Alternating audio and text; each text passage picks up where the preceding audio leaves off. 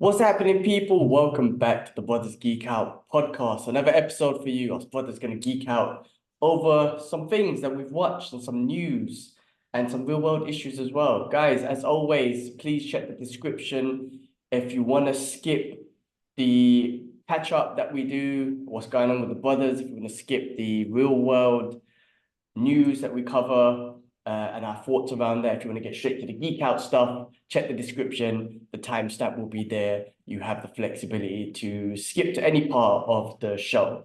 As always, joined by Kibbs, but he is off camera today because he's currently changing nappies. I don't think you want to see that live on the podcast, doo-doo and whatnot. But yeah, Kibbs, how you doing, man? How's everything going?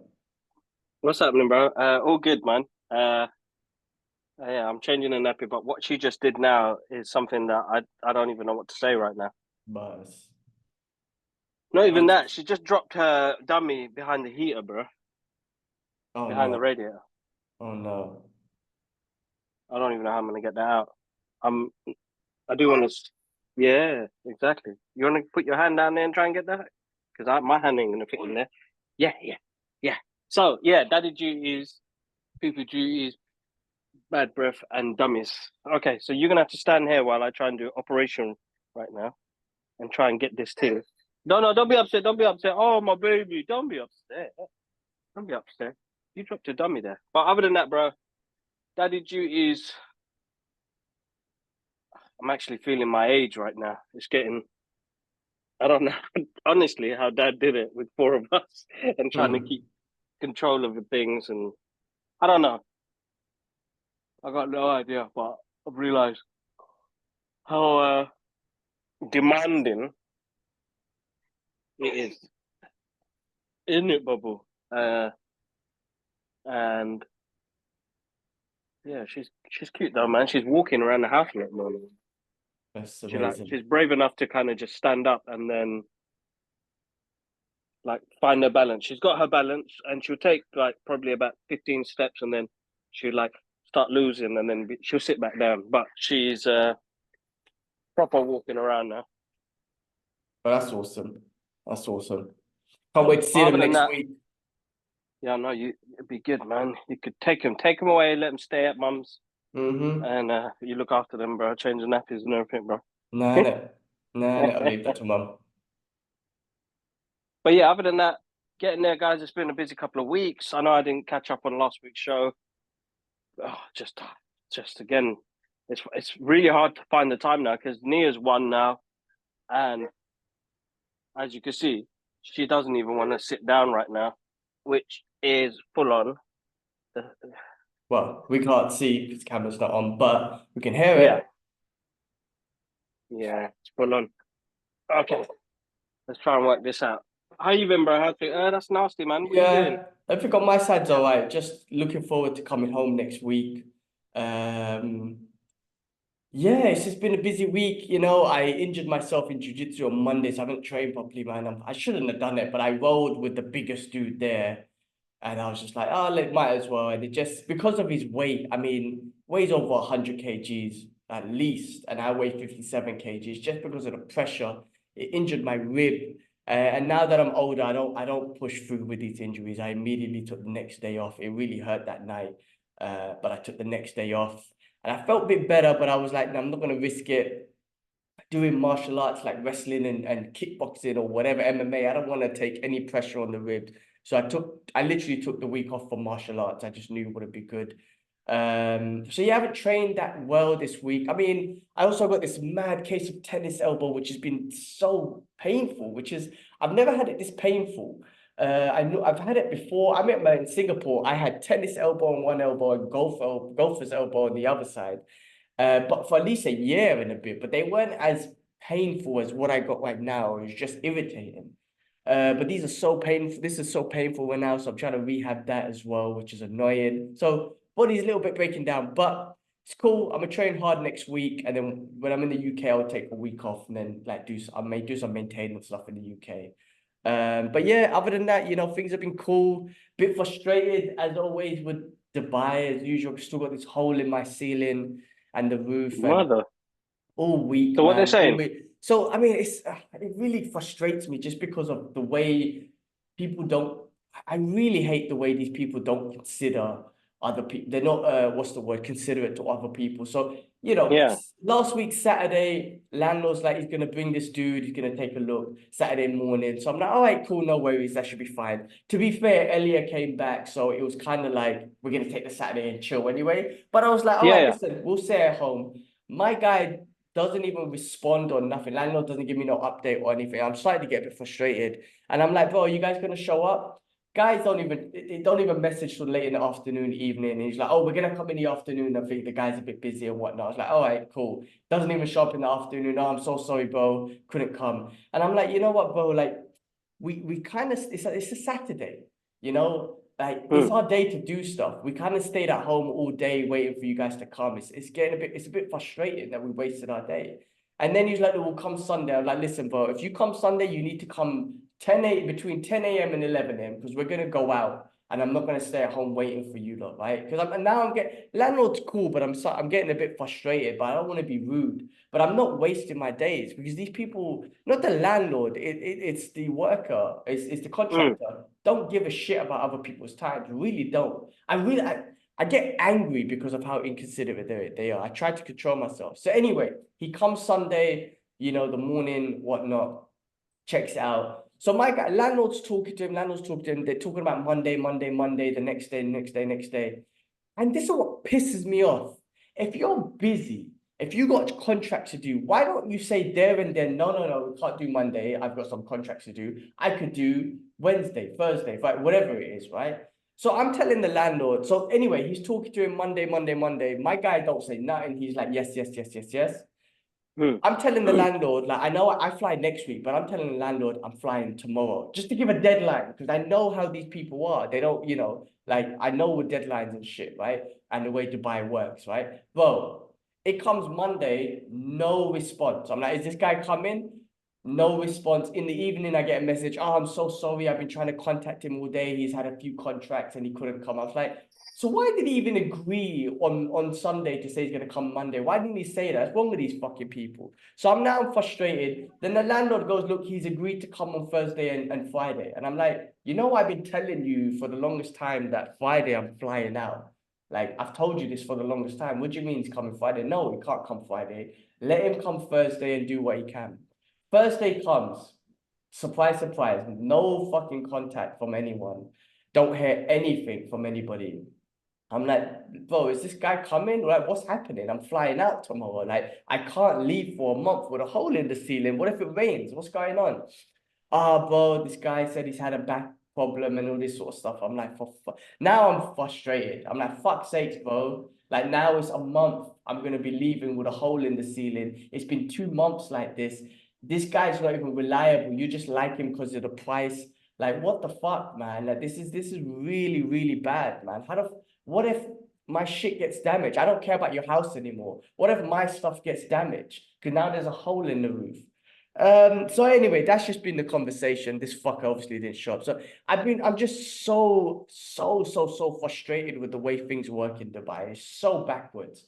And then so tomorrow I've got this ladder. So tomorrow I'm just gonna go to the roof. I'm just gonna do some, DIY with some fucking duct tape and plastic bags and try and cover the whole area and everything.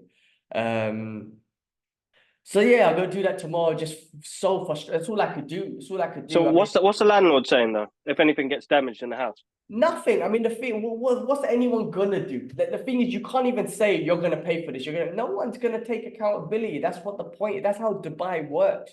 Dubai, I keep saying to you, is a land of scams, crooks, and scammers. They will always steal your money. No one will ever compensate you for shit that they've done for you. That's Dubai. Dubai Mm. is Gotham City. We're here to scam you. So it's just frustrating. The fucking developer who built this fucking house let the landlord down, right? Because they ain't helping the landlord. So that's the developer, $1 billion Oh, company not helping the landlord. They're crooks, they're scammers. That's how they make billions. They've cut corners and shit. Fucking crooks. And then, you know, look, I give the landlord credit because he's trying, but just people are letting him down or whatnot. He had to finally come to a conclusion that the developers have fucked him. So he had to come to that, but he was fighting it for the longest time. And I don't blame him because I'll be in the same position. But that's Dubai for you. That is Dubai for you. Dubai is Gotham City. Dubai is Instagram. You know, everything looks amazing. I want to be the best. I want to show you I'm the flashiest. We're the best city in the world. But internally, it's fucked up. Isn't you know? I've been reading these books, Islamic books, and Yeah. it's you know, it was talking about the chapter on was talking about like, you know, taking compliments and showing off, and it's like taking compliments actually it's not a good thing when it gets to your head. So you need to manage your ego when taking compliments. And sometimes it might not be good to take compliments. And showing off is also haram, right? It's also not a good way of living Islamically. But Dubai is all about showing off. Dubai is fully about showing off. Like, look at this, look at us, look at the biggest building in the world, all this sort of stuff. They love doing it. But there's no humility. There's no humility towards everything that they show off. It's all Instagram. It looks amazing, but internally, behind the scenes, it's all fucked up. And that's what upsets me, you know, because it is a beautiful city. There's amazing things about it, but it's just the way it's set up and the infrastructure behind it, underneath everything. It's just messed up. No consideration towards the people here. All these businesses get away with scamming people out of money and no consider. You know, when the ceiling fell down, the first thing the developer tells me, I'm the fucking tenant, is like, we're not paying for it. I'm like, you haven't even asked, is the family okay? Is my family okay? My wife, I don't have kids, but if my kid's okay, what about our safety first? But you're so programmed in the Dubai ways and the way the developers has programmed you to be like, oh no, we're not paying for it. What about ask if we're safe first? No, none of that sort of shit. I'm just like, you lot are pathetic. The way the place is set up, money is king here, man. It's like, yes, I came, you know, a lot more religious being here, and there's a big religious element here. But I tell you something, man, money is what they chase here more than anything. So I just 100%.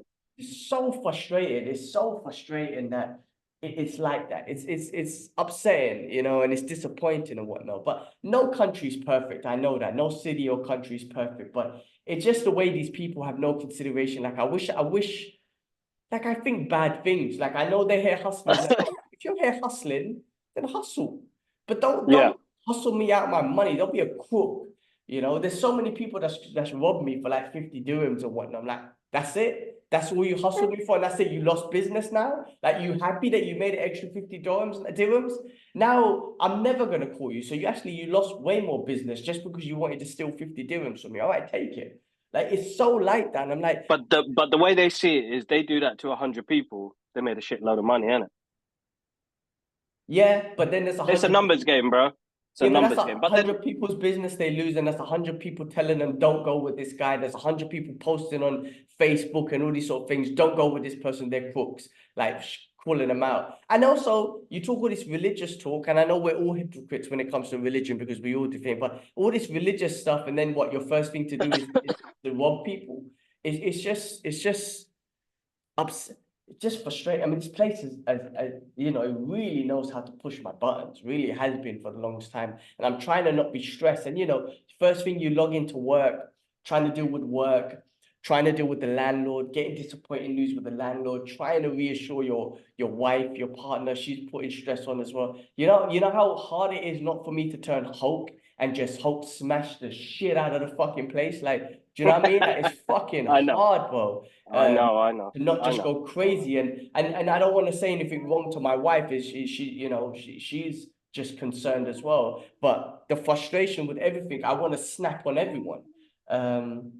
So anyway, tomorrow I have to go up there, just fucking wrap the whole fucking ceiling and the roof with plastic bags. That's what I'm gonna do. I'm gonna duct tape the shit out of the whole fucking roof with plastic bags and shit. So, you know, that's the only thing So, I bro, you know what? Show me a pic, like, show me a video later on, so I can give you an idea of what to do to kind of keep it safe for the meanwhile. Do you guys have you got some spare bricks or anything there, or rocks and stuff? I could get rocks. I could get rocks. Yeah. Yeah, find some rocks. All right, cool. We'll catch up and we'll go from there. I need to see the damage so that at least I can help you to secure it properly. Yeah, But it's a shame I'll it's send a like video that. tomorrow because I don't have no videos, but yeah. Yeah, send me a video tomorrow, and then at least you know what you have to do. Yeah. All right. Anyway, that was my rant. That was my rant for the week. But I'm gonna watch Bad Boys this week, so I'm looking forward to that this weekend. So that'll be something to do. And then next weekend I'm coming home, so I just can't wait for that, to be honest with you. Yeah, not too long, bro. Not too long. Don't worry. Too Not too long. long. What else has been going on, man? That's it, man. I mean, any other updates from you before we get into it? Yeah, yeah, Wow. like hello, Ania's saying right now. Not much, guys. Listen, it's been actually super busy, not with just work life, but even with the Brothers Geek Out stuff. You know, we got to go to see the UK premiere of Bad Boys the other day, and as you guys will see on our socials, Big Willie Style himself shared our reaction, which is insane, bro. That's sick. I'm still in awe. Like, you know, that's he already commented on the video, which is crazy. And then, you know, he comments on our reaction. Now, just to let you guys know, and we'll go into a bit of a deep dive later on, but Will Smith commented on one of our TikTok videos. It was like 2 months back when the poster came out. And then we saw the screening on Monday.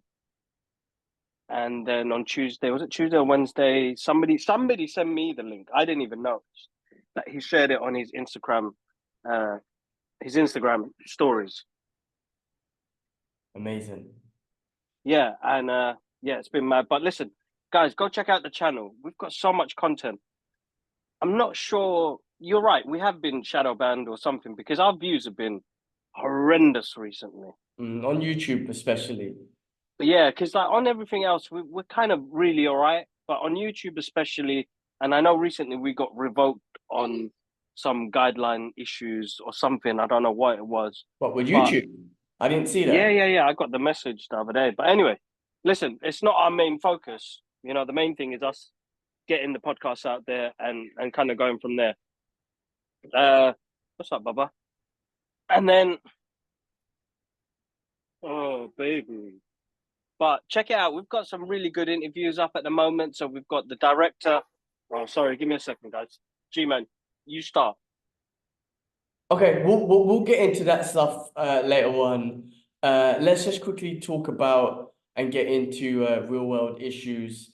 And guys, as usual, check the description if you don't want to hear our thoughts about this. But we do have to, you know, we find it that there's a responsibility to talk about it in our opinion and at least give our thoughts.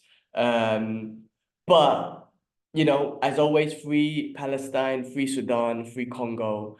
It's still ongoing. There's so much more going on, guys. As always, check. You got to check the private news sources, the independent news sources, which will give you the full story of what's happening in these places.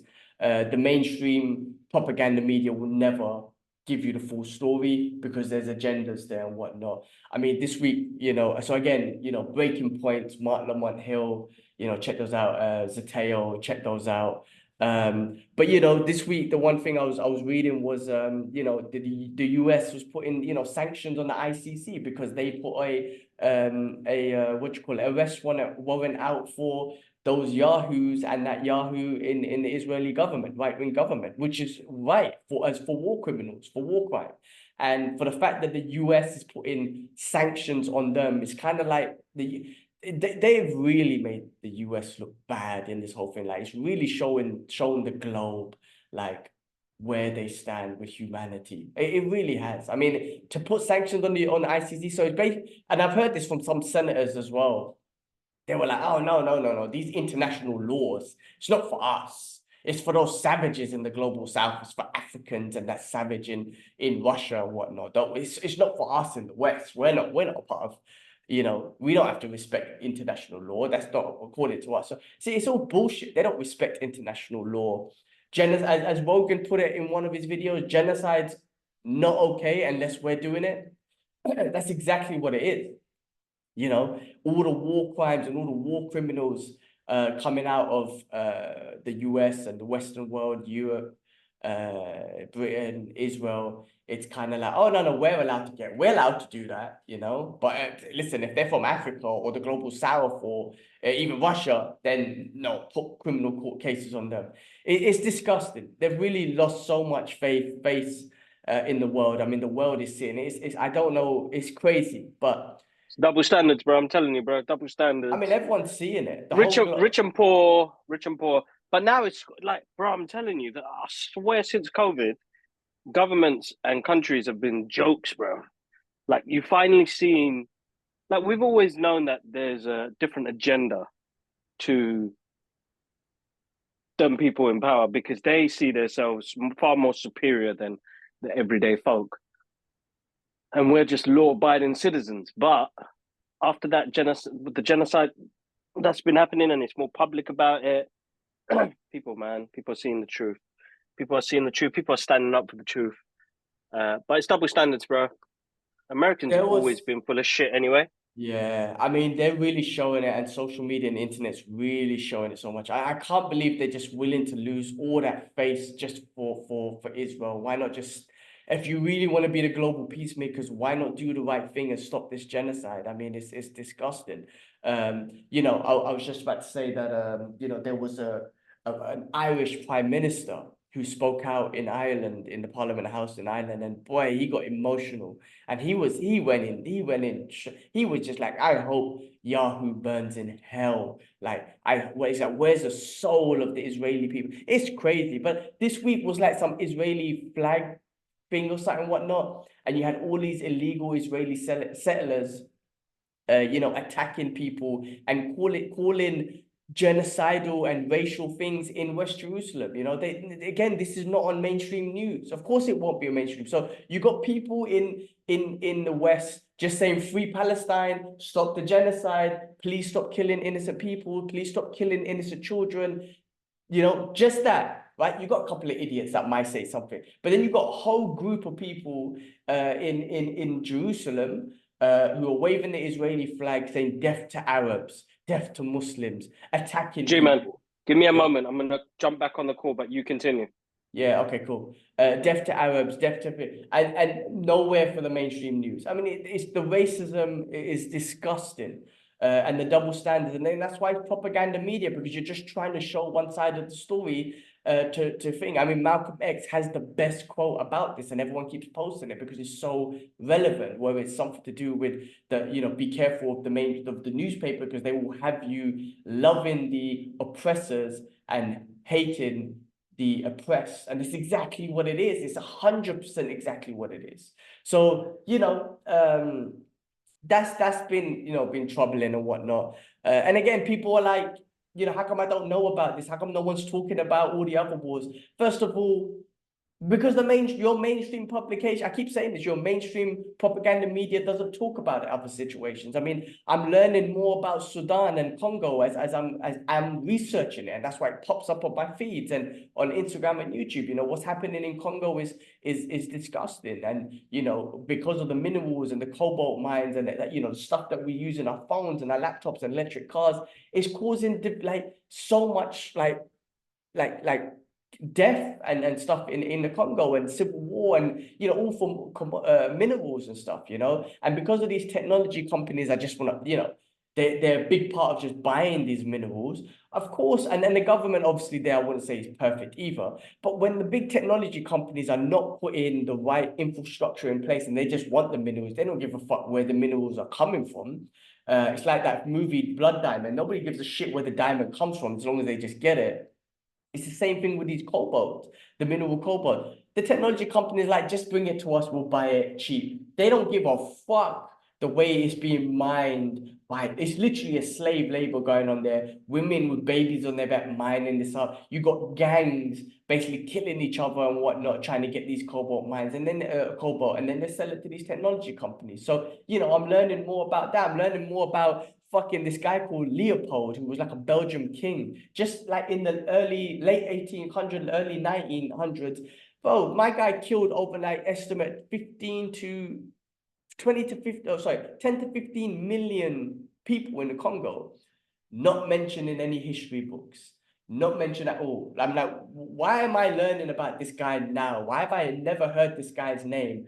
Because why? He killed 10 to 15 million African people. So that's why we never hear about him. So it's the narrative, bro. It's the control over the narrative, which is changing now.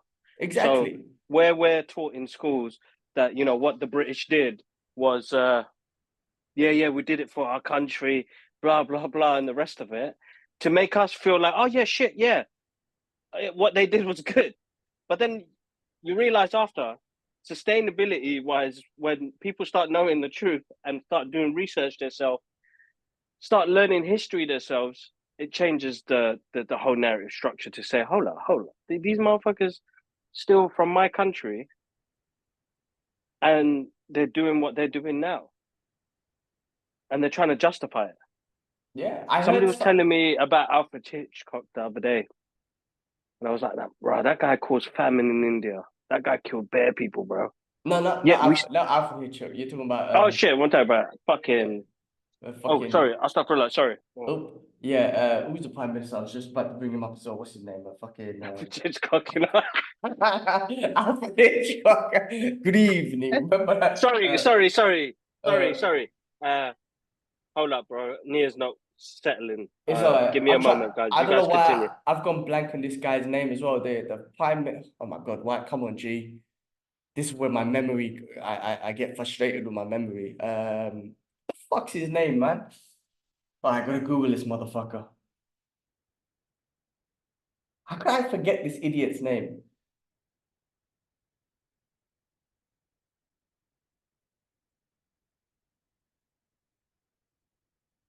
Ah. You're gonna have to Google him, bro. How my brain? I can't. Winston motherfucking Churchill. This is what gets me, bro. This is what gets me. Alfred Hitchcock. Alfred fucking Hitchcock. Winston motherfucking Churchill. Like sometimes my brain frustrates me because it can't even. I don't know if my brain capacity is max, but actually I got shit memory. But how can I not remember this guy's name? Winston Churchill. But you know what, bro? Yes, the famine that he caused in India. I was listening and of a justification. And it was, of course, that guy, Douglas Murray, who I can't stand. He's just a racist.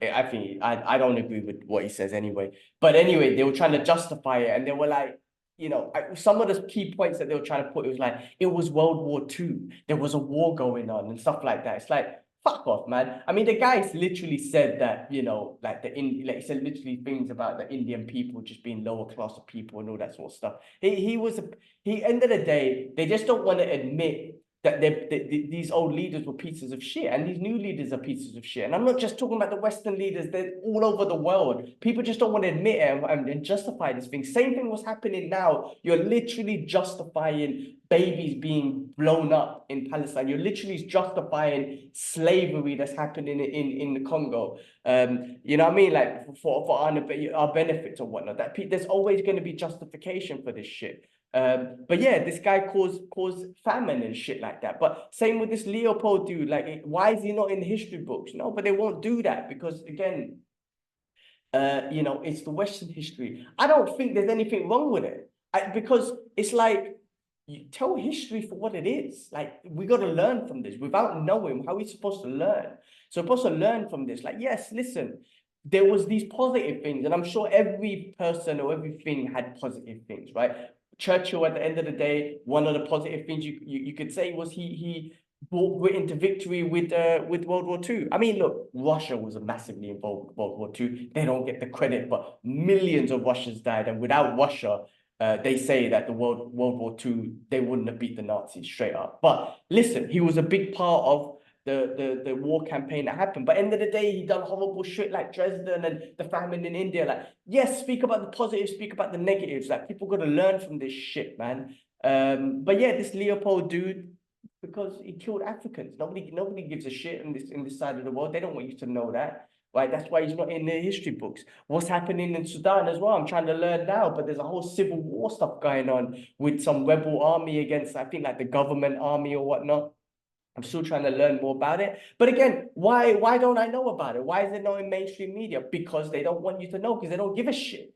They don't give a shit. So when people try to ask, oh, why doesn't no one talk about the other world issues? Well, why don't you ask your mainstream propaganda media to talk about them, and then maybe people will. But bare people don't know nothing. And even with Palestine, I have loads of people. I've had few people, even with my small Instagram following, I've had few people from my Instagram following telling me like, gee, like, I'm literally learning about this from your Instagram stories because I'm posting stuff. Like the mainstream news does not talk about this at all. They don't know about what's happening in Rafah. They don't know about the real beheaded baby. They don't know about the lies that the Israeli propaganda they put out there. They're learning it from my Instagram. And I'm like, exactly, this is what I'm saying about the mainstream propaganda media.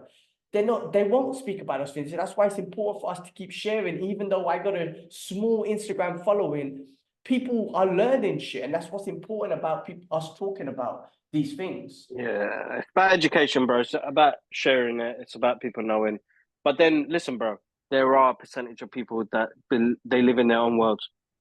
They live in their own little bubbles. Some people don't care, bro. I've heard people say, "Listen, man, I just switched that shit off. I got to Yeah. stop swearing. I'm so sorry, A lot of Nia. people, I'm so sorry." I was Yeah, like that when I was young. I was like that when I was young. I'm not gonna lie. I mean, the mainstream media told me terrorist attack. I was like, fuck it. I don't want to know. I was like that. I was a victim of that. But now I just can't take it no more. Because again, the reason being is because it is all over social media. Now you can't ignore it. Whereas back then, I didn't have social media. I didn't know. I didn't have Instagram and all that sort of stuff. Only in 2018, I think, when Israel attacked, when it was, again, they were doing a murderous or mowing the lawn and all that sort of stuff.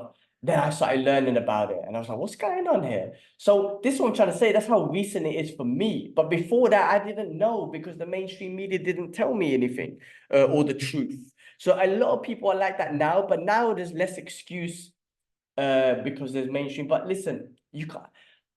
Like I say, man, I can't force people to talk. You can't. In my opinion, I can't force people, regular people, to talk. If you have an influence, then I do think, depending on how you want to use your influence, you should use it towards helping and getting people aware of what's happening. But again, you can't force people. You can't. I don't think that's right.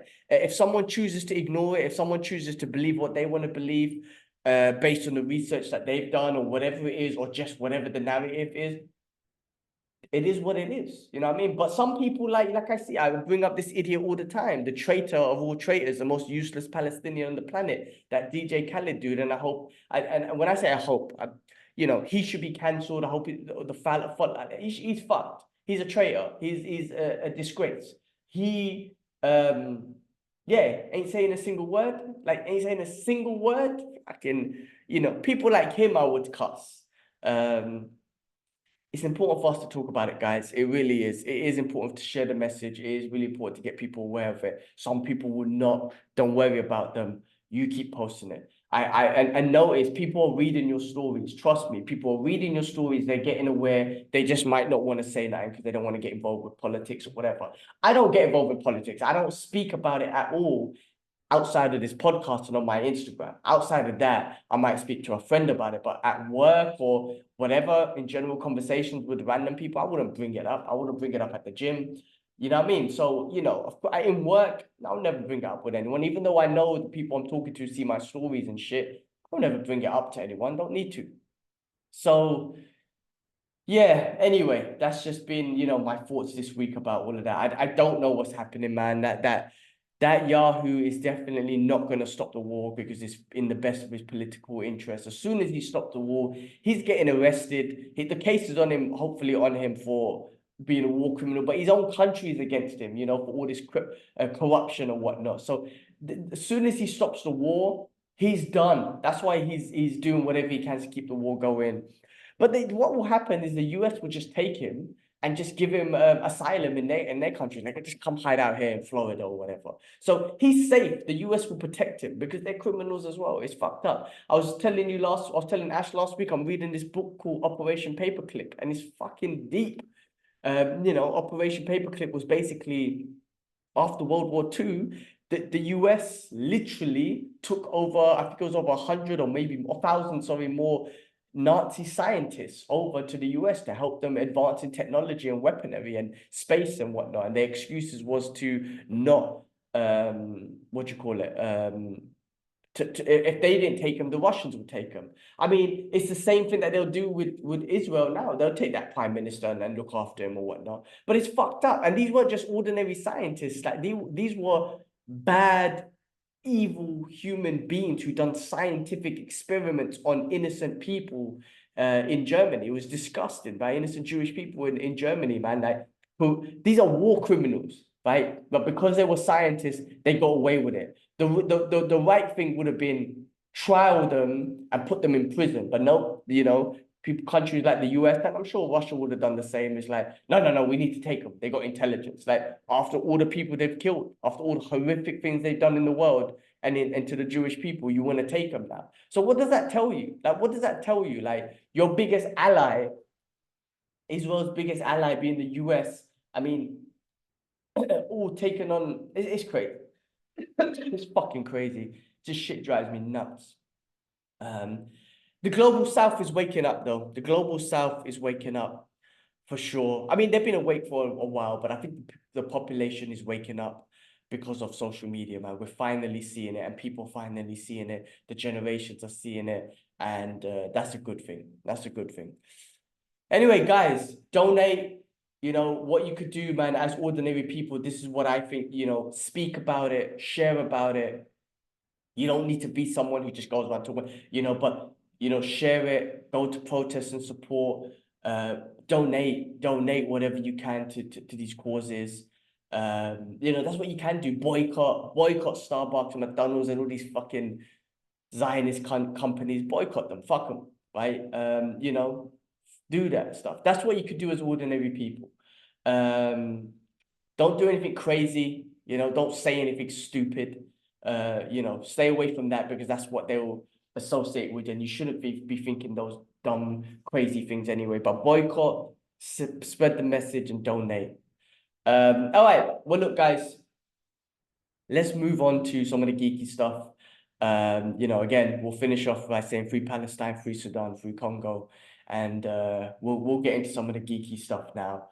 And we'll move on to stuff that we've watched this week. And I know that we're going to talk about some of the premieres and stuff, but I watched Atlas this week that came out on Netflix with Jennifer Lopez. It wasn't bad actually. That wasn't actually too bad. I same here, bro. It didn't. It actually, I was surprised on how good it was. Like the visuals, and it wasn't a masterpiece, but I had a good fun time watching it. Like I was engaged. Yeah, definitely. I mean, look, it's always the case. I was kind of cussing it a little bit. It's always the case where the scientists, Jennifer Lopez, goes to this mission on another planet. Everyone else dies, and the scientists end up saving the world. I'm like, all right, I get it. All right, cool. But I liked the idea of, it was the first, AI terrorist and whatnot. And I think, what's his name? What's the guy who plays him? Shang-Chi. Similu? Yeah, he done a great job. Like he was pretty awesome at playing the AI. And a lot of these movies about AI destroying the world and all this sort of stuff, it always comes down to the same sort of thing where AI recognizes you human beings constantly kill each other and do bad things to each other, and you rob each other and you're nuking each other and stuff. The solution is to kill you all and start again. Like, freaking in Avengers, what's his name? Fucking Ultron had the same philosophy. It's like the same sort of philosophy. And people think that, is AI really gonna get to a point where it's like, you know what, we're in charge now, and you humans, you need to refresh because you're doing bad things to each other. So we're gonna refresh you lot again, and that's by killing us all. But the visuals were good, the robots and everything that they were in was quite entertaining, I would have to say. The Neuralink thing, I think was quite, touching on what's happening now with Neuralink and everything. Jennifer Lopez, she's always easy to watch. You know what I'm saying? No, definitely. It's listen, man, good watch. I thought it had a good cast in there as well. I think what they used in the machinery was really good as well. Like it had an old school feeling to it, right? Yeah, that old school robot feeling. So yeah, that Sorry, was bro. good. Yeah. Moving on. You know what? I'm currently watching Donnie Darko. Like I pull it on with the missus. I'm like, let's just pull it on. We haven't finished it. But damn, hold on. That movie, the cast in that movie, I didn't even realize, man. I mean, you got Jake Gyllenhaal, you got his sister Yep, in it, you got Patrick Swayze's in it, Drew Barrymore, yep. Seth Rogen. I'm like, damn, this movie has got bare people in it, and it's a great freaking movie. We're halfway through it. And it's so good. Like I forgot how good it is. And what was it, 2001? I think it was. I mean, I haven't seen it since then. So to me, it's a brand new movie. You know what I mean? I can't even remember anything. So I'm like, you know what? It's kind of great to go back and watch these movies because you forget about it. So I've been watching that. That's been pretty good. We had the Venom trailer, which came out, which was quite interesting. I done a reaction to that, which was it looked good. It looked good. Like the Venom movies, from my opinion, have been the best in regards to the Sony Spider-Man universe that they've been trying to create. The Venom movies have been the best, just because of Tom Hardy, and they're pretty decent to watch. I would say the Carnage one, it was good to watch, but it was not great. But they've been the best. This one, we'll see what happens. It looks like the final showdown is cool, the last dance or whatnot. Um, there was a scene. I'll be interested to see what happens with the multiverse and just if they have that conversation, because that happened. There was a scene where the little Venom specimen in Earth 616, where we're from, or where the MCU universe is, where that little Venom specimen was there, but it was in their universe, so it was that kind of variant. You have the theory is I can't remember the guy's name. Hold on, let me check. The guy who's in Doctor Strange, Baron Mordo, he's in this movie as well. Chawi Chawitel Ijofo. Killing me, bro. Fuck names, man. Fuck my reading abilities. Put it that way. It's Anyway, all good, bro. It's all good. You crack me. You I don't, attempted it, which is I the don't, I good don't know thing, why I bro, because try. most people don't. I don't You even always know do I it. try, but I don't even know why I try, man. Fucking embarrassing myself trying to read names and shit. Anyway, he's in Venom, and the theory is now he's just a variant, and in that universe he's not a part of the Sorcerer Supreme. He's whatever he is, and some kind of agent. No, bro, don't listen to those rumors, bro. It's They just fun. come mess with our heads, bro, like It's it fun. did. Well, technically, if Venom went into our universe, or the 616 universe, then technically he is a variant. You know what I'm saying? You know what I'm saying? So I think I will go with that. I will take that. I will go with that. I think that's pretty cool. Yeah, I just don't think Sony would touch that because they're gonna, even though they kind of allowed it in No Way Home. No, they did I it don't. in that shitty movie, the vampire one. Remember what's his name showed up? Vulture showed up. Do you remember that? They done nothing with it as well. It was so basic. Which one? Morbius. At the end of Morbius, remember Vulture showed up? Oh yes, Vulture. Oh my god, I completely forgot that So cameo. that's what I'm saying. I mean, look, Sony's done forgive me, but a bad job with that Sony universe or whatnot. But I think they're involved in the multiverse or whatnot. So I want to take it. I want to take it and say that they are variants. And I think, Venom and Eddie Brock's character is going to talk about something. They're going to mention it. I think they will. Well, let's see what happens, bro. Man, the trailer looked fun. And listen, the only reason why you'd watch it is it's Tom Hardy. The other ones were watchable. It's not like they're not watchable. They're still watchable. Just they because they don't have that connection to Spidey. I don't know. They've just gone off and done their own thing, basically, just to keep the rights on their side. Yeah. Wait, but do they So do a cameo? Maybe. You know what I mean? Like people are saying that it could be a cameo from a Spider-Man, be it. I don't think it'd be Tom Holland because he's in a different universe, but it could be Garfield. So Andrew Garfield. So there's something that they could do to give everyone a holy shit moment. Listen, Madam Web was their last project, and it was the, one of the biggest basic movies ever. But Do they do something with this movie just to give you an oh shit moment? They can do by giving you Garfield for a cameo or something. But yeah, let's see what happens, man. Let's see what happens with that. The other Yeah, trailer we can only wait and see. yeah, exactly. That's coming out end of this year, so that should be good. The other trailer that came out, which I thought was pretty decent, was the Alien Romulus movie. And the reason why I think it's decent, I was getting cussed by the first teaser by Ahmed because I didn't react. But this one made me react a little bit, this trailer. But what I was saying is it looks like it's bringing the scary back. I mean, that, you know, the Prometheus movies got all philosophical and whatnot with way of life and humanity and who created humanity. Okay, cool. You went through that path. I watched them, but you know, thought they were okay. But this one feels like Aliens 1. They even had an exact same scene. I think it was from Alien 1 or 2, where you know, where Sigourney Weaver's kind of like looking away and aliens right there and whatnot. I mean, they literally bringing that back, and I feel like they're bringing scary back. They're on a ship and they're being hunted, and I'm like, that's good. Just keep it to that. Yeah, 'Cause yeah, Aliens, exactly. Keep it to that. Yeah. Aliens 1 was brilliant, and I need to watch that again because it's been a while. But they were being hunted and they were scary. And Aliens 2 was kind of badass because you got these mercenaries and you're like, yeah, fuck them up. But it was still scary and whatnot. And then, you know, Prometheus and everything just got too much philosophy involved. I was like, you know, don't know about that. But I like that they're bringing scary back. So that trailer looked pretty decent.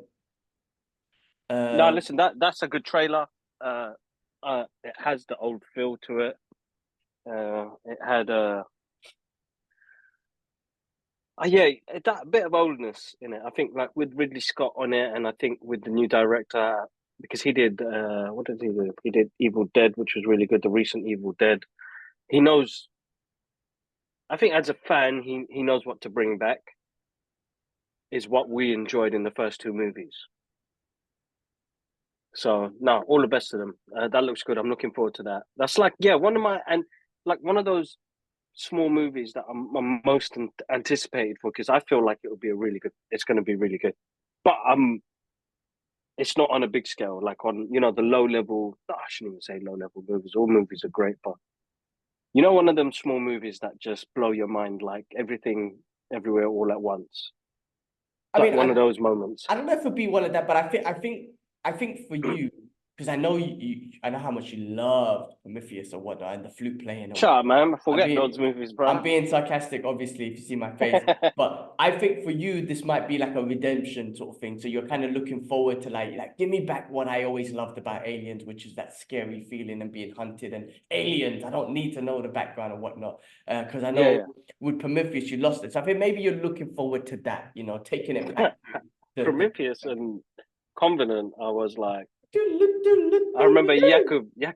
I came out of the cinema. Jakub was like so moist, like he's just seen the best movie in his life. I was like, bro, what the F was that? And my guy still to this day justifies that movie. Listen, every guy to himself, but I love Jakub, but he does have unique choice in movies. But that's one thing about something like that, somebody can adore the originals. Somebody can adore the prequels, like the Star Wars era. But with Star Wars, I can actually just enjoy all of them for what they are. I'm not picky. Yes, the original trilogy I love, but I can still watch them and get excited. And, but with Alien, Covenant and Prometheus, nah, bro, I can't do it. Can't do it at all. Yeah, I mean, look, everyone to their own.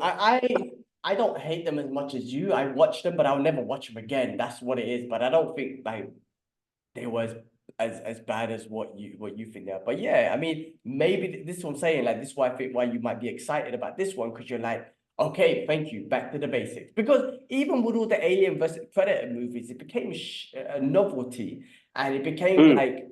They're not scary anymore. Like the first two movies were scary, man. Freaking hell. I remember the Alien movie, the first one, from what I remember. First of all, I keep saying this, like badass Sigourney Weaver, all this DEI and shit. You had a badass woman in there, female lead. No one ever talks about that.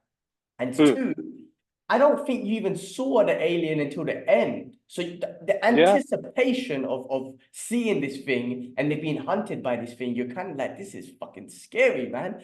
And this one, maybe this one might bring back, which is why you might be excited about. So yeah, no, that came out. You brought up Star Wars. I'm glad you did because I forgot about this. I saw the first episode of Acolyte. I'll watch the second one next week. Did you see it yet?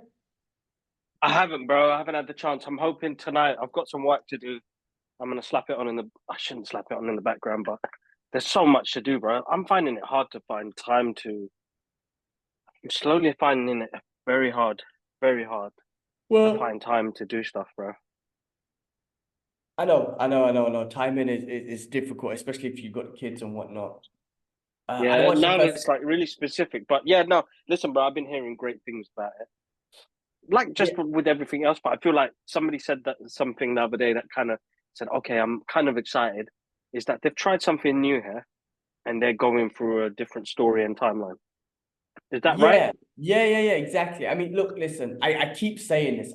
Something about Star Wars where I can just sit and watch it, but I'm a super fan where I know everything, right? So I would, but when the Star Wars content comes out, I would definitely watch it, right? And I watched episode one. Listen, it started off really good. I don't want to spoil anything because you haven't seen it. I mean, from the action, I love the way I do like the way they elevate the action and the martial arts and whatnot, which is always fun.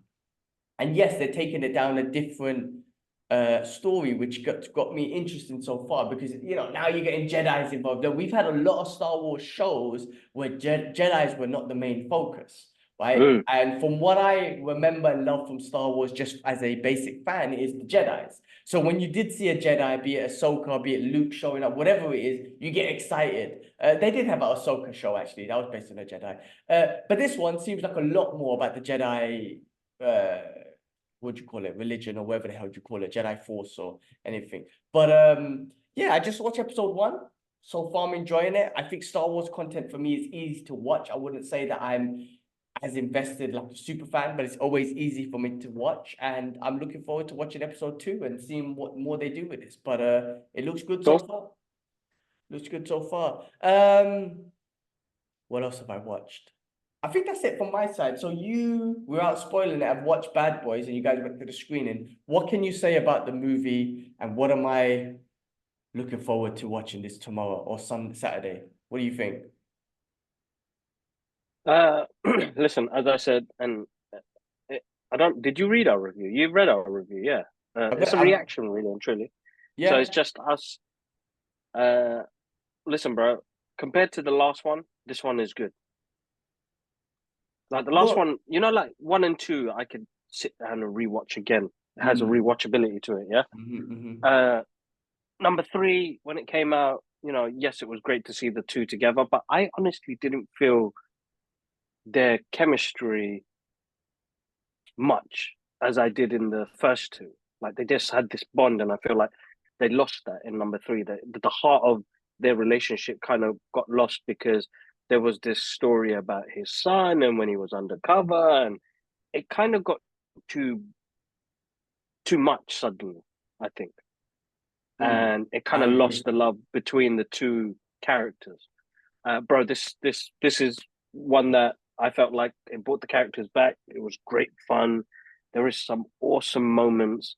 Listen, it's not the best film of the year, But yeah, you made but a comment. You made a comment saying that it since Endgames that there was so much screaming and shouting in the cinema, and you haven't seen that since Endgames. Is it literally when you say screaming and shouting, are you talking about laugh out loud moments, or literally like holy shit moments? I mean, I'm trying to think what holy shit moments would Bad Boys give me? Do you know what I'm trying to say? So exactly. So that's what I'm saying. So that's what it did. wow. It's a film that suddenly gives the audience that payback and be like, oh wow, like it was insane. Like watching this is what I'm saying. You can watch movies in cinema and you can see how the crowd react to a scene that you may react to differently or somebody else may react to differently. But like it was one vibe, man. Everything, all the jokes, like some of them maybe not have landed as well as they were supposed to, but the jokes landed. People laughed. Moments happened. People, cheered. Things happened. People cheered again and screamed again. And I was like, oh my God, this is a great experience. It's like watching a football game, you know what I mean? How excited they get from that. That's why the only last time I got a reaction like that was not Mad Max Fury Road, was Avengers Endgame. Interesting. Interesting. Yeah. I mean, from the trailer, what you're saying about the connection of those two in part three, I fully agree. And that's that was one of the best things about that movie. That's why it's so easy. That's why it's an easy movie I can show my wife to be just watch the chemistry between these two. It's jokes, you know, in the second one when he's, you know, just randomly Martin Lawrence freaking out and shooting his Ferrari and, you know, all that sort of stuff. Little things like that and that relationship between them made you laugh. But in part three, yeah, it was lost because, you know, Martin Lawrence was retired and the son, and you're kind of like Will Smith working with a new team. They completely went away from that relationship, and I think that was the whole point of that movie. That was one of the biggest things for that movie. So in the trailer of this movie, it looked like they brought that back. Just from the trailer, from the sounds of your review, it looks like they brought that back. So I'm really looking forward to just sitting back and enjoying this movie, enjoying some comedy, enjoying some action, and in an easy watch comedy and whatnot to watch with Martin Lawrence and Will Smith. So I can't wait to watch it. No, you will, bro. Definitely, without a doubt. It's a great fun. It was a great fun watch, man. Me and Ash were like really, you know, when you come out of the cinema and everybody's talking about it, and it was exciting. Like I haven't had a moment like that in ages, and we've had some great films come out, but that type of reaction you don't get always from every movie. I mean, like, listen, bro, it's not better than Furiosa. Furiosa is a great movie, yeah, but it just hasn't got the love that it deserved, and it's a shame what's happened in the box office. Same thing with The Fall Guy, really great film, bro. Like I really had a good time watching The Fall Guy, but it didn't get no love in cinema. Now we'll jump on this conversation another time, and I feel like that's where we need to change a bit the structure of how we do the podcast. Is I'd like to talk about the cinema industry as well, man. I'd like to talk about what's happening at the moment.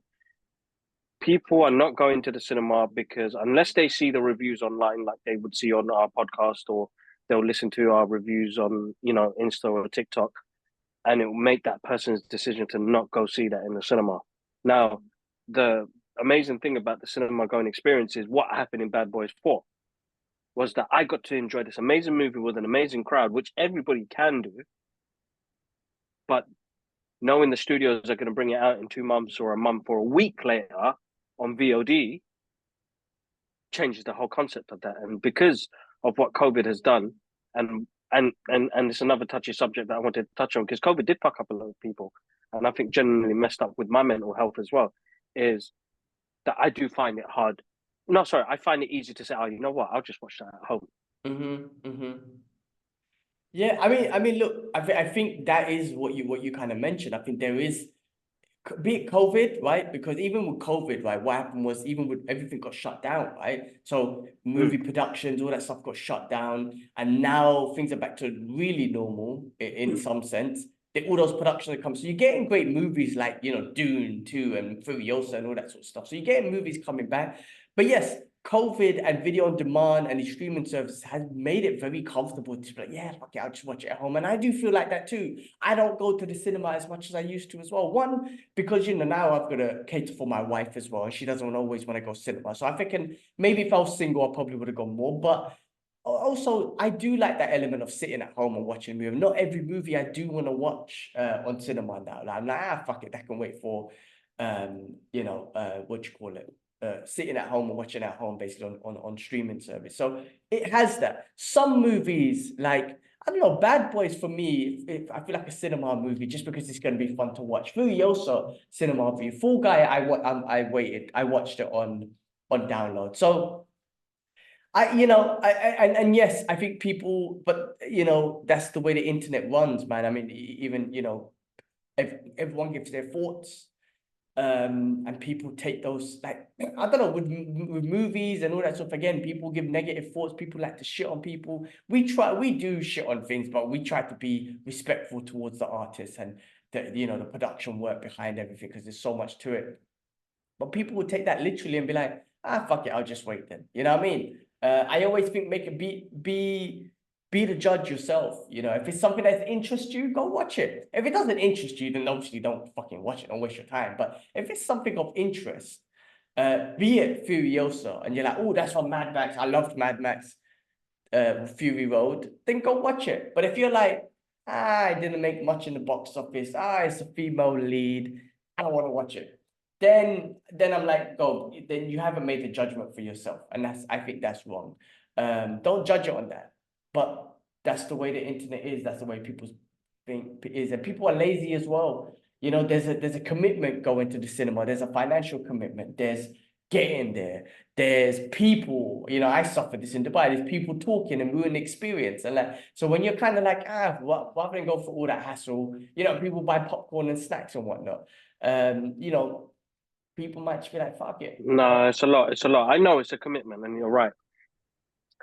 And it's tough because even with that commitment, you're going. It's a shame because somebody I saw at the Bad Boys premiere was on his mobile phone, bro. He kept on pulling his phone out every 5 minutes. Wild movie was watching or playing. Yeah. Yeah. Right at the bottom, full screen, even full that annoys brightness. me. Yeah.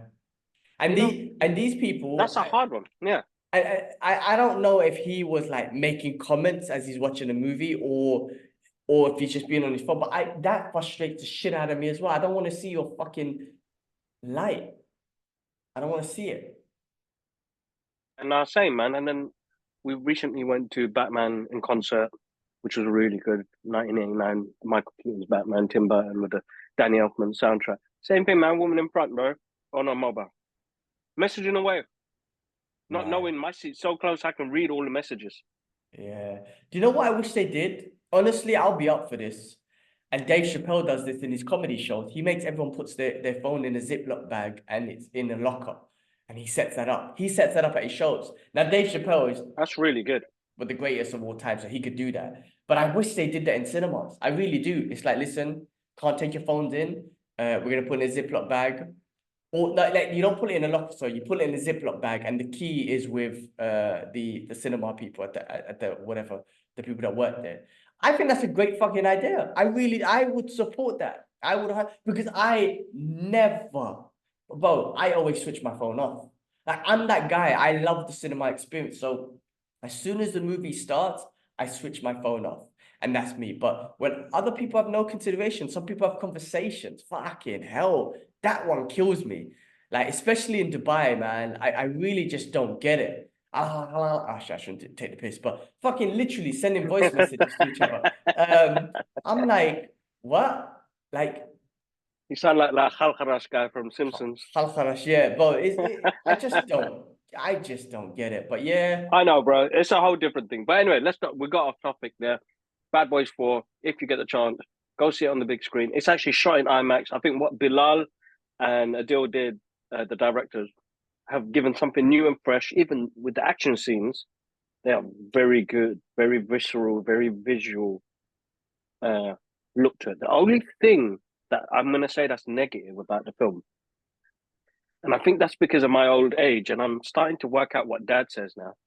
I'm starting to not like the look of film at the moment, like on the screen, digital, too clean, 8K. I can see the sweat dripping off your bottom lip. Nah, man, I don't want to see that. Like, I want to have that kind of rusty old look to it. Like, if you look at the original Bad Boys movie, it had this orange tinge to it that I used to love looking at. But it's just a bit too clean and HD-like, which is a bit too much. I feel like, you know, you could watch Commando. Commando could be all pixelated, bro. I still enjoy it. Yeah? Yeah. Yeah, I think they need to like pick and choose where you want to make it clean or not. If it's a gritty film about drug dealers or whatever it is, like I keep it a little bit gritty. So is what's the guy's name? What's the director of the couple? Michael Bay? Is he not involved in this at all? He was original, right? For 1 and 2 and 3, maybe.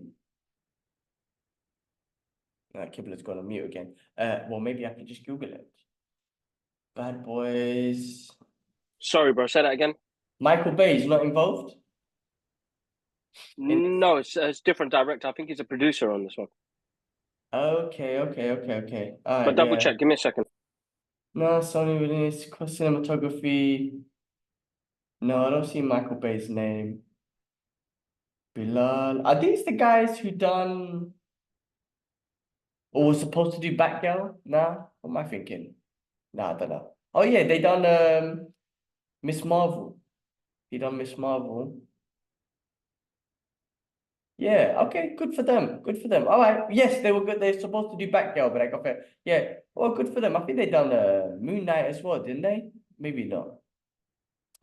All right, awesome. Well, look, I think that is everything that we've watched. I don't know if Kibla's seen anything else. But let's move on to the news. Actually, hold up, bro. Sorry. Oh, So a few things to plug, and I have seen. So, guys, check out the interview. I've got 2 interviews up at the moment now, which would be great if you guys check out, with director and a couple of the cast members from a movie called Shake Shack. Sorry, Snack Shack. Snack Shack. Sorry, guys. I'm like all over the place at the moment. Snack Shack, which is a coming of age story about these two friends growing up in Nebraska in 1991, and got the director. Sorry, absolutely thrown off. Apologies, guys. This episode is a bit all over the place. I didn't realize it was going to be so busy. My apologies, guys. Honestly, I think it's been absolutely full on. It's been should I pull it busy. up? Should I pull it up? Snack. Yeah, please. Yeah, so yeah, no, I saw the interview, well conducted. It was with you, the interview was with Mika Abdallah, Connor Sherry, and the director who was Adam Rehm. Fuck man, I need Neuralink to help me read. Bro, he's an you know, American remember. southerner, and you're saying it like an Arabic dude. You're killing me, bro. Bro, All right, it's hold like up. Spaceballs when it's like mugh, mugh, mugh. Bro, it made okay, sorry. So yeah, that was what's his name? Adam. Adam, that's what I'll call him, the director. But That's right. well conducted interview. You had a good conversation with them. You asked some great questions. Yeah, I saw half the movie. I didn't finish it off, but it sounded like a good laugh and also had some emotional moments there too. Sorry, bro. What was that last bit you said? I'm just saying, it sounded like the movie had a good laugh and also some emotional elements to it too. It did, bro. Listen, it's out now on to buy digitally, and then you can rent it later on after the 17th, I think. Guys, sorry, I'm not prepped for this at all. I'm gonna apologize completely because I am having an absolute mirror of an evening right now, and I didn't realize other things are happening. Uh,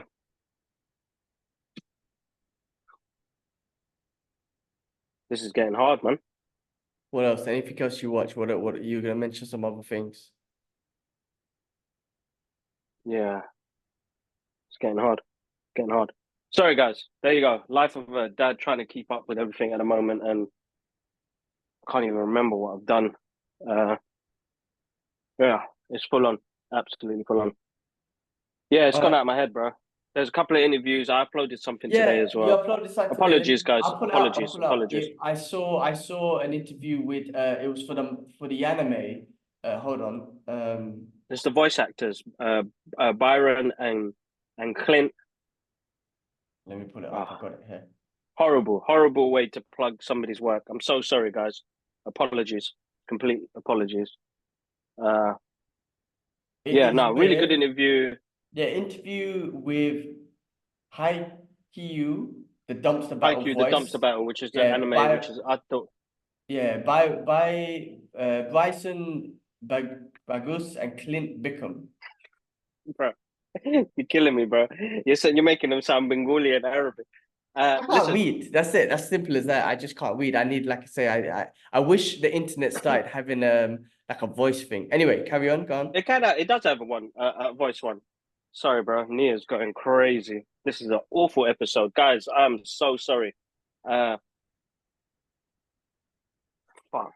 Sorry. Hold on. This is horrible. Give me a second. Give me a second. Horrible. While Kibler's sorting things out, guys, check out Fight Talk this week. Me and K West, we done a live watch along for UFC 302, which was an awesome card, awesome fight at the end. Islam Makhachev retained his title against Dustin Poirier in a great fight. You get to see some grit. You see, first of all, you see amazing grit from Dustin Poirier, showing that he's still got it on the highest level, fighting one of the best pound for pound fighters in the world and giving him a hard time. He broke his rib. I think he broke his ribs, his nose, and his tore an ACL in the fight, and he still went all the way to the end. I mean, one of the greatest to do it who didn't win the title, honestly, Dustin Poirier. And then Islam Makhachev just being one of the pound for pound greats, just showing, even in round 5, he pulled off a nice, from a single leg to an ankle sweep, if I'm getting that right from a wrestling terminology, but it was beautiful on the 5th round to pull that off and then jumping on Poirier and then locking in that DAS and literally putting Poirier to sleep. That was amazing. I'm just showing the heart, some of his takedown techniques, but also one of the things that's not highlighted or has been highlighted a lot by a lot of the analysts is that he's striking. Islam actually outstriked Dustin Poirier, and people are not talking about that much. His striking was great, and what's his name? I can't remember his name. He broke it down, and he was like, the little slips that Islam made and came back with counter strikes were absolutely amazing. And he needs to get more credit for his striking ability and not just his wrestling. So that was amazing, guys. Check that out on the channel as well. Kibla, you there? No, I think Kibla's going to be out and about. Sorry, guys. Listen, guys, real apologies today. I've got everything all messed up today and I'm completely thrown off guard and I've lost my train of thought as well. So I'm going to apologize. This is probably one of the most horrendous podcasts I've done so far. As you can tell, it is getting hard and it's getting busy. And it's I'm live. finding it. And it's live. And this is how we do it. We do it live. Fuck it. Yeah. All right. Well, if that's the case, man, let me get into the news. I know it's getting late out here as well. We've been talking for a while. But I could get into the news.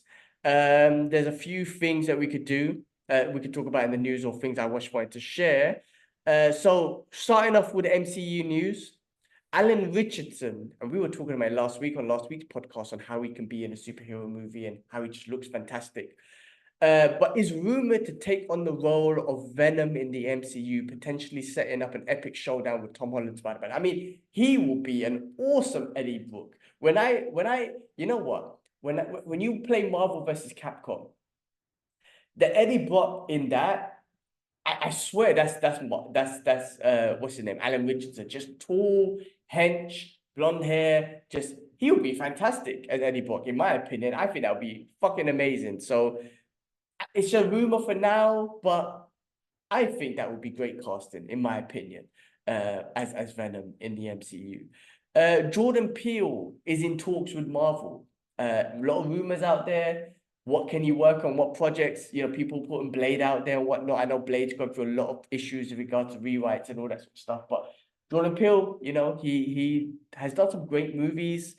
So it'll be interesting to see what he might be able to do with the MCU. And then a lot of things been coming out, which I don't really want to see, but it's gonna be there anyway. You can't miss it. The next Avengers movie apparently will have about over 60 MCU superhero characters, Avengers and whatnot in it. So, Secret Wars, it's going to be big. And they might bring back a lot of people, talking about bringing back a lot of people. Robert Downey Jr., recently had an interview and he said it's in his DNA. Like, he would love to come back as Iron Man. Now, he did die, so he would have to come back from a different universe or whatnot. But who wouldn't want to see him come back? Who wouldn't want to see him? So that will be amazing if they brought him back in Secret Wars, Cap, Chris Evans, all of them, I mean, who wouldn't? That would be a whole shit moment because them characters have become, they've become that. So when you bring them back, if you was to bring them back in Secret Wars, it's an old shit moment. So that's exciting. That's exciting. Listen, I know the MCU is still going and they've had a lot of problems, but it's always great to kind of have some fun, news about it to kind of get that hype back. Deadpool Wolverine comes out in like 2 months, like less than 2 months now. I mean, that's gonna be amazing as well. Fucking spoilers are all over the place. Hopefully they're rumors and shit, but I'm trying to avoid them like the plague. Okay, let's move on to other movie news. So here we go. So according to Deadline, Bill Skarsgard will not only replace his iconic role as Pennywise in the It show, but it was also the role of executive producer. So I think there's a show. I think if I read correctly, it's a show. But he's going to replace that role and he's going to be a producer of that. So the It movies, I'll be honest with you, I didn't see the new ones. I'm not really into horror, so I wouldn't really watch All it. right, they're good, and he's really good in it as well. He's That's a good. versatile actor there, man. I really like what he does, and he's really good at what he does as well. Boy Kills World was brilliant. It is amazing, and all of his other films, he was in John Wick 4 as well as the villain. He plays it really well. That's an actor, bro. You're not one of those guys. He's an actor. He's good. He's British, isn't it? Is he? No, Swedish. Okay, I made that up, bro. I made that up. Swedish. Forced it. The new He-Man though is British. We were talking about last week, but yeah. Yes, I heard. Yeah. Okay. Next one. Zack Snyder might be coming back to direct 300 prequel series for Warner Brothers. That was the series, not it. This is going to be a series that they're possibly looking to work on. Zack Snyder coming back, which will be a prequel. Will be interesting because he spoke about on Joe Rogan's show, and I think he was talking more about getting more into the depths of the Spartans and whatnot, and even the female role in the Spartans, which he really didn't get a chance to touch on much, and how much they like were able to kind of play a big part of that Spartan race of warriors and whatnot. But that would be good, good visuals from, I mean, that first one's so brilliant. It touches on that part of history, and I'm sure there's a lot more to it. But yeah, Zack Snyder coming back for that, possibly. Sony CEO Tony Carrera said what he wants to use more AI technology to be more efficient to produce movies and save costs. So look, we're moving into this AI world where, there was a whole writer strike back in the days as well. I thought that was about AI. It looks like you're going to have to move forward with this, man. Like technology is only going to evolve. It's not going anywhere. So it's a tough one because I'm both for it and not for it. But the only reason why I'm not for it, and that's why I haven't been sharing my art a lot recently on my page, is that Instagram and all those pages now are training other. Hold on, Baba. Training other, using our art to train its AI, so it can, to replicate, to change, and it's teaching it, bro. We're at Skynet age now, so it is pretty scary. But then we're not getting that means that company, that AI is going to learn my skills, steal my style, get paid more money than I do. Yeah, well, I mean, so there needs to be some sort of rules set in place. It's a tough one, man. It's a tough one. I mean, automation, AI, technology, it's only going to evolve and evolve and evolve. And it's about how do we use it to our advantages. That's the way I think about it, man. Like you got to start thinking about, how do I use it to my advantage? How do I adapt with it? How do I grow with it? Because if you try to just push against it, bro, like it's not going anywhere. And if a CEO is like, I could just use AI and save this much money, like they could buy like a 5-year contract with OpenAI, whoever it is, right? News Corp just did that with OpenAI, by my company. There's a relationship going on there, but what I'm saying is Sony could be like, okay, if I do a 5-year contract with OpenAI and they can take care of all my art and trailers or whatever it is, I'll save this much money from hiring people. So it's fucked up from that sense. But it's like, how do you get involved? How do you get involved with AI? How do you use AI to advance your work and your technology, your work and all that sort of stuff? I don't know. It's a tough one. You can't be against it. You got to just find ways to work with it, because it ain't going nowhere and it's only getting better. And it's not. And that's the thing, is how you're using it as an assistive tool to move your work forward as well. But yeah, exactly. Big, larger conversation to have. I'm looking to get some artists on some Geek Out sessions where we're going to talk more about that as well. So, guys, make sure you check. Excuse me. Make sure you check that out, guys. As well, please check out the episodes that we've done with the cast and director of Snack Shack. Snack Shack was really good. It was a really good interview as well, and they were really great. Same thing with the guys from Haikyu, the Dumpster Battle, which is based on a anime series, which is a movie that's already out in cinemas now, based on a very intense volleyball game, which is really good. Atia went to that screening and was really well. So thanks to the guys at Crunchyroll, thanks to the guys at Paramount UK for giving us those opportunities. Because honestly, if nobody was watching or listening, or even them not seeing the work that we're doing, we wouldn't get those opportunities for you guys to see the content that we get for you now. So I do need to work out on why our views are so low, and it's something that it's always nice to share with the listeners as well. That it's not easy.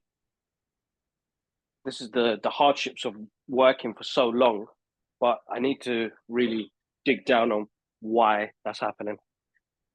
But anyway, yeah, check those episodes out, guys. Show them episodes some love. Yeah, guys, take a look.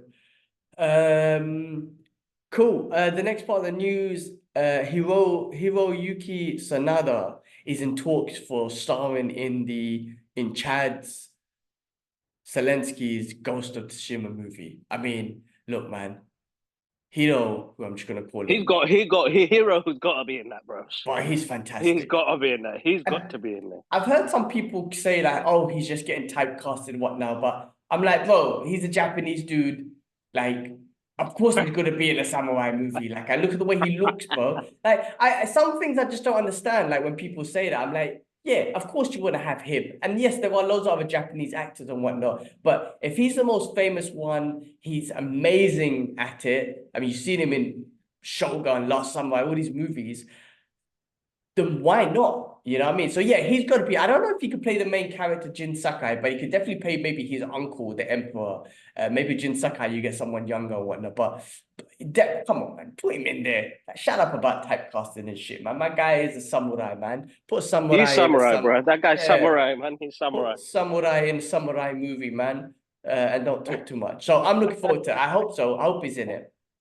The sequel to the Batman Ninja original anime. Oh shit, this should have been a part of DC news. Anyway, sequel to Batman Ninja original anime featuring Batman Ninja versus Yakuza is officially announced. So, you know, that Batman anime was very creative and very anime style expressive. From what I remember watching it with some friends in Hong Kong. They did not enjoy it at all. It was a tough one to absorb, but I think it was just very expressive. But some people don't like that. Definitely, shit. Bro. Listen, that's the one thing is when they're gonna adapt a story that we already know of how the character is gonna be like to a different scenario, it's gonna be uncomfortable for people. It's like what they do with Superman, like Red Sun. What if he didn't go Kansas? What happens if he dropped in Russia? You know, stories like that. So what Batman Ninja did was give us an anime version of those characters. Why not? It worked. I thought visually it was actually really cool. Yeah, no, I mean, it was enjoyable. It was enjoyable. So look at the prequel with the Yakuza. I mean, that's pretty damn cool. Why not Batman being in Japan fighting the Yakuza? Like, why the hell not? That's pretty cool. Cool. Moving on. Prequel, the Mummy franchise is reportedly getting a new installment, and I think it might have Brendan Fraser in it. So, or maybe not. He might be too old for that, but he might be like the older character in there. But they're looking to do a prequel to it. Maybe they could go back to the old ways because it got a bit, you know, they had Tom Cruise at one point and Jet Li. I didn't even watch that one, but yeah, I don't know. Yeah, they need to go back to basics, man. Go back to basics. Make ground level movies, which with a large scale, but I suppose I don't know, man. It's a difficult one. Very difficult one. Let's see what happens. They had their own dark universe that they were going to bring out because of Marvel. They didn't really touch base on that. They left it. So yeah, they've got to be careful about what they do and how they do it. So yeah, no, I mean, do the best you can, I suppose. Yeah. The cast of Knives Out 3 is getting seriously stacked with Jeremy Yes, Renner I can see. joining Yeah, and Mila's Kunis. So, you yeah. know, that movie's awesome. I just saw on YouTube where is it? I just saw something when I was scrolling earlier. I think there's like a mini series, like a detective mini series or something coming out from the makers of uh of Okay, Knives Out. I need But to check that out. they do great. Knives Out, The amazing. movies are good. Yeah, Yeah, no, they've been good. They've been good. Very good. Very good. yeah. All right. What else is next? Is that free? Oh, okay, okay. Ellen. Okay, Ellen Fanning leading the upcoming standalone Predator movie Badlands. Now, I googled Ellen, because I have to be honest, I'm not familiar with her, but she is in bare movies. You know, she's in enough, like loads of movies. The ones that are recognizable for me. I mean, 2019, she was in that. I can't pronounce the name, so I'm not going to bring it up. She's in bad movies, man. Just Google her. She's been in movies with Ben Affleck. There's a movie called Live at Night. She was in Oh wait, I think I know who you're talking about. I think what we Daddy should start Daycare doing back in the day. She was in Deja is, Vu. So she's been in bad things, man. oh, is that Robin Thicke's wife? No, it's not Robin Thicke's wife. No, no, no, no, no. Oh no, not wife. I know they got divorced, but But no, I she's know who you're in talking about. Daddy Daycare. She's yeah. I don't know. I don't know. I I think what you should do she was now. in I Am Sam. She was the daughter in I Am Sam, but she's a big girl now. She's a woman now. Oh, That's what I reckon. I guess that's the main movie that I've seen her in. So she's obviously I Am Sam was back in 2020, 2001. So she's obviously 23 years older than how she looked in I Am Sam. okay, cool. All right. Well, so it's another movie, yeah? It is another Predator movie, and listen, the last one was freaking awesome. With Very good. Last the one was very Comanche good. one. I don't know what they're doing with this one, but we shall see. We shall see what happens, I guess. All right. Godzilla Minus One is out on streaming services, Netflix and whatnot. I'm gonna rewatch it this week with the missus because she hasn't seen it, and it's that good that I want to rewatch it. And on top of that, Godzilla Minus One is breaking like historical records or whatnot, especially in this digital age. It's now the first film in history to occupy the #1 spot on both Netflix and iTunes simultaneously. So this new record comes only days after the film had surprisingly been released on streaming services so quickly, and takes a #1 spot. Fully deserved it. Best Godzilla Fully movie out deserved there. it. You And know just what? a I've just great realized, fucking bro. movie. That movie came out in December, bro, or November, December, and it's coming out on streaming now. That's how you wait a couple of months, 6 months till it comes. That's actually really good, bro. Anyway, yeah, bro, great film, well worth it, 100% deserved, 100% deserved. What a film, bro! Still a It's great film. such a great. Listen, if you're not even into Godzilla, forget that. Just watch the movie because as a movie, as a human element, it's so good. I'm actually looking forward to watching it again with the missus on maybe Sunday. We'll watch it, which is going to be good. So I'm actually looking forward to that. All right. Watch Dogs movie. Watch Dogs is this kind of leads into video games, I guess, but Watch Dogs is a video game. I haven't played it, but I think it's a video game where a guy controls technology, if I remember correctly. I can't remember, but it's a video game. But anyway, Hunger Games star Tom Blyth, if that's how you say his name. Blyth. How do you pronounce that? And Blah, blah, yeah, blah. and Bro, listen, uh, you're killing me. This is the episode where you've got everybody's names right. fucking bare names, man, in this You know what? episode. Can you imagine one of these people listening to the podcast and be like, Well, how this the is hell did why, this guy destroy my name? God, this is why I can never, ever, ever work for a professional, fucking, what do you call it, company, or corporate company to do these, whatever. I'm like, but if Mr. Tom, no respect to these guys, they know I just can't read, or people know. But if Mr. Tom Bleff ever wanted to have a conversation about his movie, I'll be like, bro, can you just come on the podcast and let's have a fucking conversation, and we'll crack jokes. I'll laugh at the fact that I can't pronounce your name. You can Oh, laugh bro, you're killing me. at the fact that my name is that. But if you try to get me on a professional sit-in that these studios want you to do, I'm not your guy. That's Kibla. Kibla could do it. Anyway. Tom Bleff and bro. Sophie Wilde, I can say that, I can say her name, joined the cast. Tom Bleff is from what do you call it? What's that movie? The fucking Hunger Games. Hunger Games. So he's famous for that. So Watch Dogs movie. Check it out. Bleff. Watch it. And lastly for news, Eminem comes back with a massive hit, Houdini. And reason why it was massive, it just felt like old school Eminem. He cussed the shit out a lot of people. And it's breaking records on streaming services and downloads and whatnot. It sounded like, it kind of, of course, it sounded very much like, was it Guess Who's Back? Yeah, that tune that Eminem, Guess Who's Back?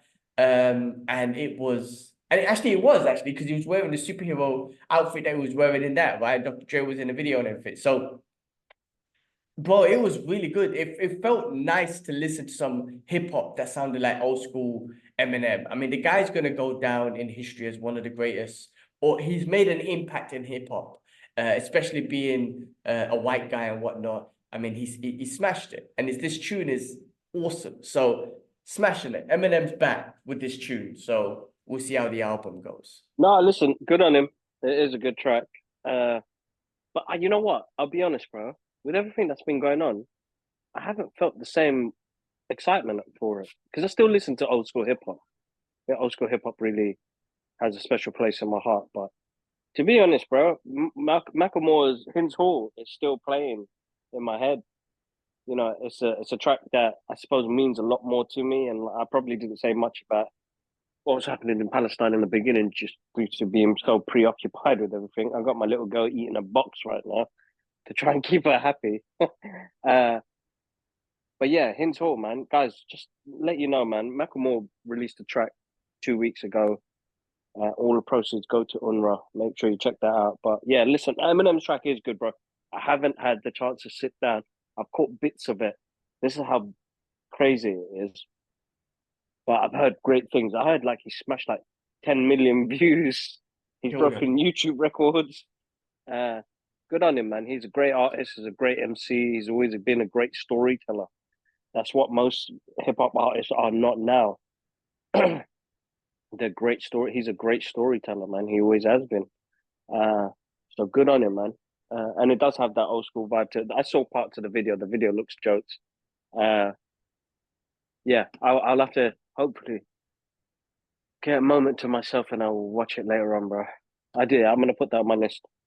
Yeah, no, I mean, it was awesome. It was nice to listen to because I only listened to old school hip hop and I gave it a chance because it's Eminem and it sounded like that. But yeah, no, check that out, guys. Okay, that's it for the news. Anything else, Kibbs? Any other news before we move into retro movie reviews? Oh my God. So yeah, listen, guys. For you guys in the UK, just to let you know, check out my post on Instagram. Batman Unmasked is happening. It's the 85th anniversary of the Dark Knight himself. They're running 2 shows, starting from July on towards September, but they're gonna have they're gonna have a Batman exhibition in Manchester. Then it's coming to London. It's gonna have all sorts of movie props from the films. Shout outs to Warner Brothers and DC UK.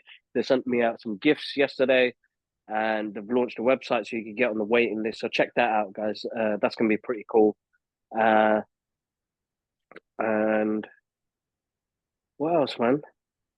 Bro, I honestly feel like there's still stuff I haven't even posted about and talked about. But shout out to the guys at Paramount UK for sending me the Bob Marley kit as well. You guys are the best, man. I'm telling you, you guys absolutely spoil me. Bob Marley One Love is out to buy on digital now. Go grab your copy. The digital copy's out. There's a physical copy. Go get it, man. It's a great film.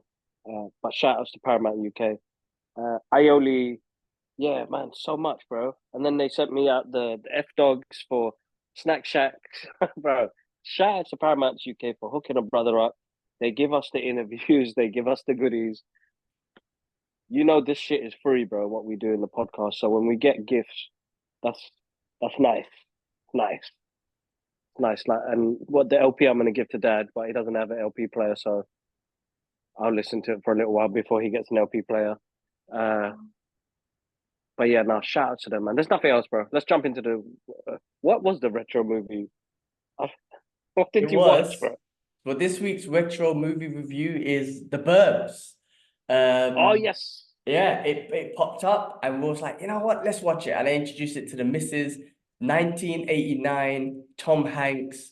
It's got Carrie Fisher in it. It's got Corey Feldman in it. Bro, you forget again. It's so good to kind of revisit these movies because you forget how good they are. You forget how simple they are, and you forget how entertaining they are and how silly they can be. But also an element of how judgmental people can be, but also like what's going on in your neighborhood. I mean, this movie was based in one neighborhood and a community of people, and then there's one outcast of family who's just not, getting involved with the neighborhood. So it's like if you're not getting involved and you keep it to yourself, immediately, the neighborhood starts talking. And now look, in this case, they got it right. They were next to some murderous family and whatnot. But it does show that element. And Tom Hanks at one point in the movie had a breakout moment and got pissed off with the other neighbors. Like, well, maybe they just want to be left alone, and we just we judged them and all that sort of stuff. But end of the day, they were right. They were doing some murder and shit like that. But it's so good, and it's just like it's so entertaining in the sense that you've got these ordinary dudes who just want to protect their neighbor. Do you know what I mean? Like it has that neighborhood feeling, and when you live in a city where we live in, and even in Tottenham where we were born and raised, you don't have that. I mean, these movies kind of like, and I'm sure in the US you don't have it unless you live really in the suburbs, and that's what this movie was, Yeah. suburbs, right? It showed that element of a neighborhood, of a community. And you don't get that in these cities, man. I live in a community here. I don't know my neighbors and shit, right? In Tottenham, I was born and raised. You hardly know our neighbors. We've got a couple of neighbors and whatnot. So this was about people protecting their neighborhood, Like, who are those people? Why are they here? How come we haven't heard from them? There's some dodgy shit going on. We need to protect our neighborhood. Almost like, group of kids like Stranger Things or whatnot, you know what I mean? Which I'm sure was influenced by what got influenced by this as well in a way. Definitely, bro. Definitely. But yeah, Without a man. doubt, that was influenced with that. But Yeah, funny it's a movie, great fantastic movie. movie, man. I love that movie. That's like one of my favorite comedy movies. Like I can watch that anytime, any place, even if it's the last 5 minutes. Like I can watch that movie. But there's that scene with Tom Hanks, and he does it so well when they do get in the house and they get invited in, and they give them the crackers and the sardines. Oh, the sardines. Who gives sardines?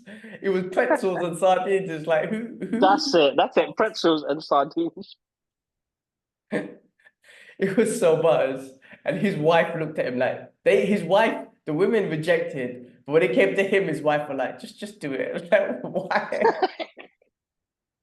Don't be rude. Don't be rude. Just do it. Just do it. See it. So That butters. was hilarious. Absolutely hilarious. There were some key moments in that movie that are, in history of movies, man. But it's one of the greats, man. I'm telling you. Great comedic Yeah. timing, great silliness to it. Corey Feldman, just the guy chilling there with his friends, having a game, watching his neighbors doing silly shit. But that's what I'm saying. That's what this movie does. Like, you got Corey Feldman's character, this young dude with his friends. It's like, where's your parents? How do you afford to live there? But yeah, they're having a game. You got what's his name's character?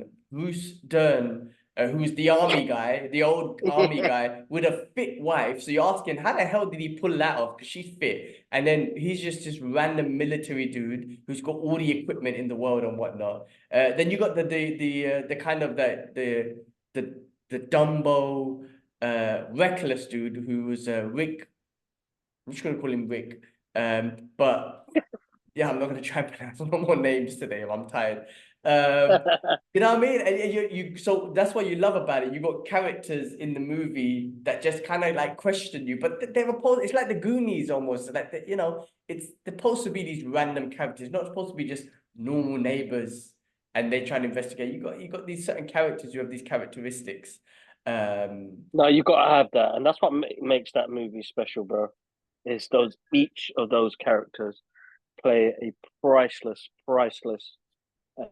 character in each of the in that movie. They each have some silly, funny moments where you're like, "Oh my god, that's cringy. How did they do that?" But it works so well. They've got great comedic timing, man. They smashed that film.